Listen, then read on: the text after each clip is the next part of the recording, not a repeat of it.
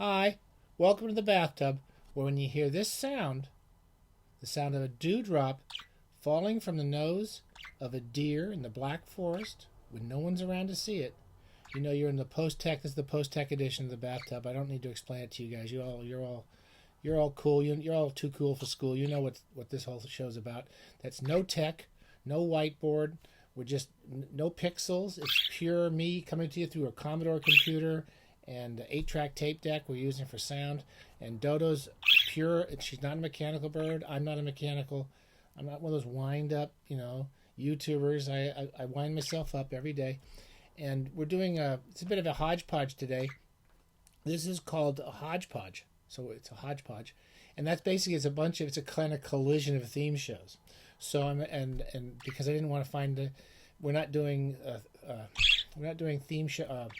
theme music anymore, so because I keep getting shut down by YouTube, and anyway, I had so many different things that have been building up.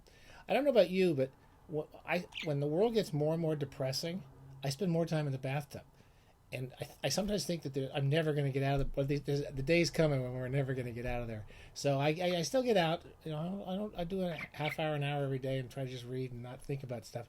But particularly the past several months, the world just seems more depressing than ever. And so I've been reading a lot of different stuff just for fun, and some of it for fun, a little bit of work. And so I have all these different books I want to talk about. I'm going to do them very quickly and get them out of the way. So one theme show would be classical gas, and we do a classical gas kind of guitar. We're not going to do that. We're going to talk a little bit about Mark Twain. Mark Twain, I reviewed. I'm going to put a link to it below. I reviewed the third volume of the Gary Scharnhorst trilogy of biographies of Mark Twain. It's one of these huge monumental things. It's like almost every day of his life and what the weather was like and what the economy was doing that day. And it's not a tedious book. I mean, I did enjoy reading. I read all three volumes of the Scharnhorst, and they're kind of more factual and interpretive, and I enjoyed them. And Dodo enjoyed them as well. And I read the third one. I was never a huge Mark Twain fan. So I don't know about you guys. I had to read Huckleberry Finn so many times. Ooh, sorry, Dodo. I had to read it many times in school, and whenever I had to read a book in school, I couldn't read it. I'm still like that. I can't bear to read a book I have to read. So I got through a Huckleberry Finn, read it too many times. I read many other books of his, but the only book I ever really loved, and I went back to read it again, was The Mysterious Stranger. And like this book, which takes place in the last third of Twain's life, the last third of his life, he was a pretty bitter old guy. He had a pretty canny sense of the stupidities of American international politics, and particularly in the Philippines and the militarism abroad. And he was he went bankrupt. He was a obsessive moneymaker and inventor, and he lost everything. He lost all the family jewels, all the fortunes, and he had to go on a tour in his 60s to make money back because he didn't want to go bankrupt. He had a kind of character about him, and he didn't want to go bankrupt. He wanted to pay off everybody he owed for all these crazy misadventures in the economics he had been perpetrating on himself. And in the course of his last third of his life, he wrote a lot of weird stuff, and much stuff which was not published in his lifetime, such as the Mysterious Stranger. I've not really seen a lot of people talk about the Mysterious Stranger so much as they don't talk about it much in this biography. I read the Ron Powers biography is quite good, by the way. I like that a lot as far as just a readable story of Twain's life. And none of the people I read in the past few months talk much about it. But The Mysterious Stranger is worth reading, especially if you're feeling kind of depressed, because it's a pretty funny book. It's a funny, short novel about being depressed about the world. And the Mysterious Stranger basically is Satan, comes to Earth to play with some kids and teach them how the world works.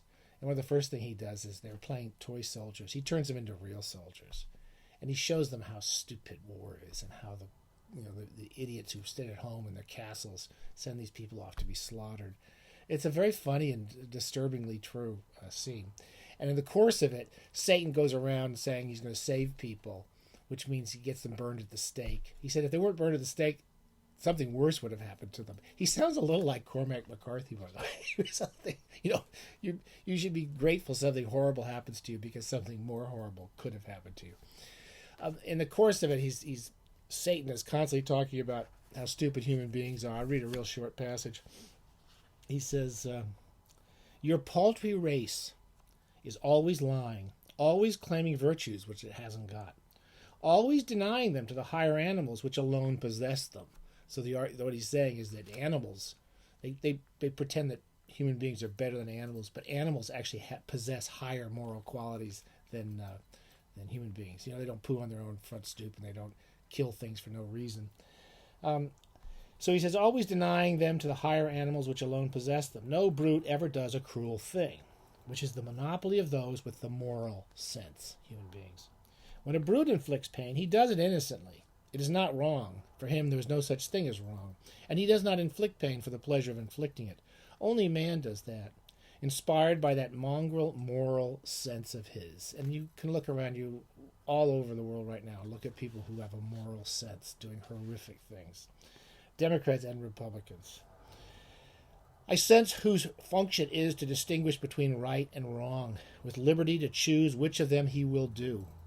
Now what advantage can he get out of that? He is always choosing, and in 9 cases out of 10, he prefers the wrong. There shouldn't be any wrong, and without the moral sense, there couldn't be any. Anyway, there's a lot of riffs like that on it, and it's a really, really readable, interesting, fun, dark, twisted, sad book from Twain's last years. I want to move on to 2 other themes we've been doing. We've been reading through Simenon, and again, I can't think of anything more cheerful than reading a Simenon where the world looks horrible. And I've been reading through the Simenon Maigrets, and I'm up to Maigret and the Old People. This is like 1960. As I've said before, I really love the late Maigrets a lot. And this is where he goes to it's some really old, he goes to some old ambassador, and he's like some old aristocrat who's really, really old, who's dead. And Maigret gets involved with all the people around that man who are all equally old. They're all like in their 70s and 80s, feeling bitter about stuff that happened 40 or 50 years ago.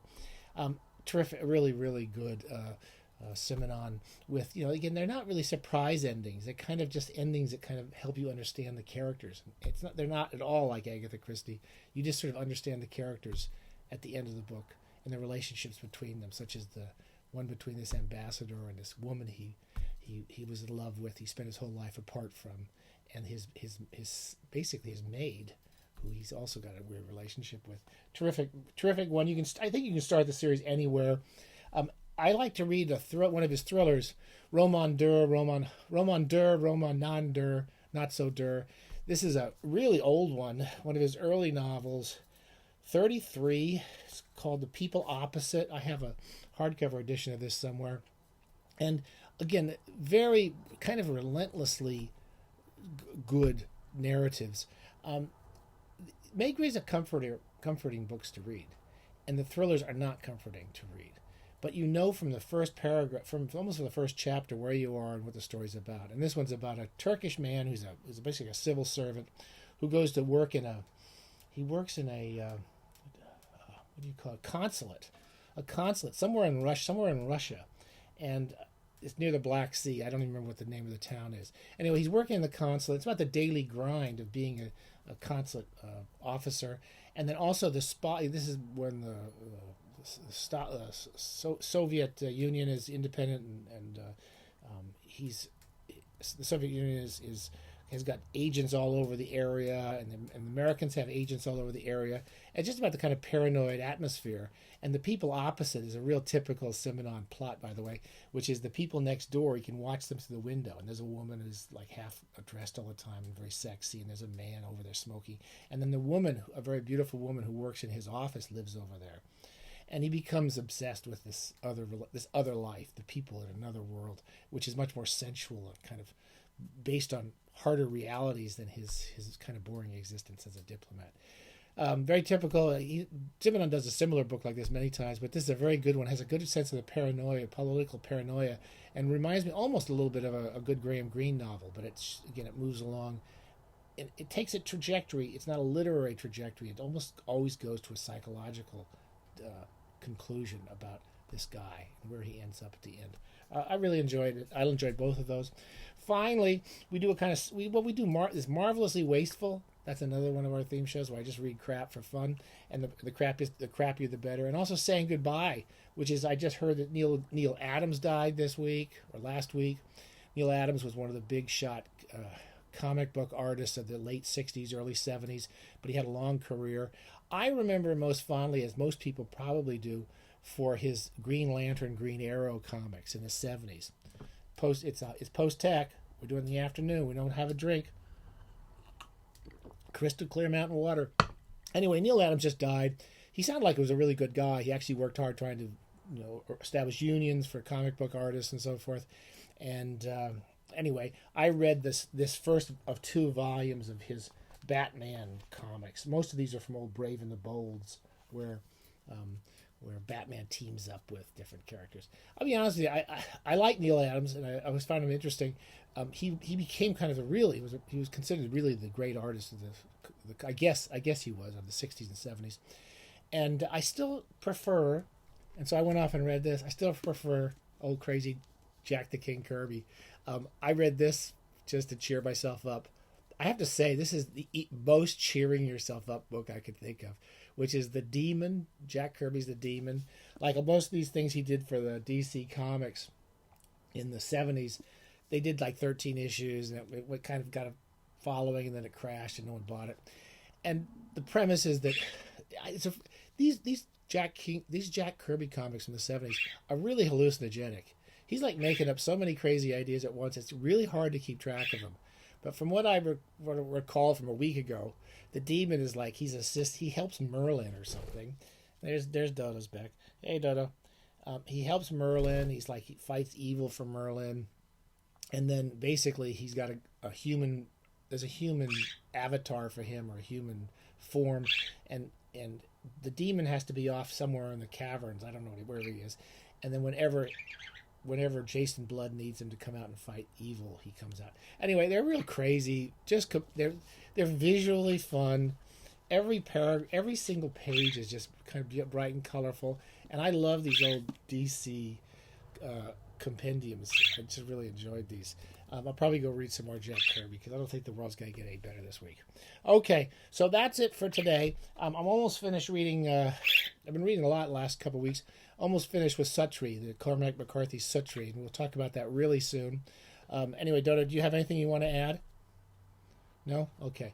Then we're going to go there you go, 3 theme shows in one.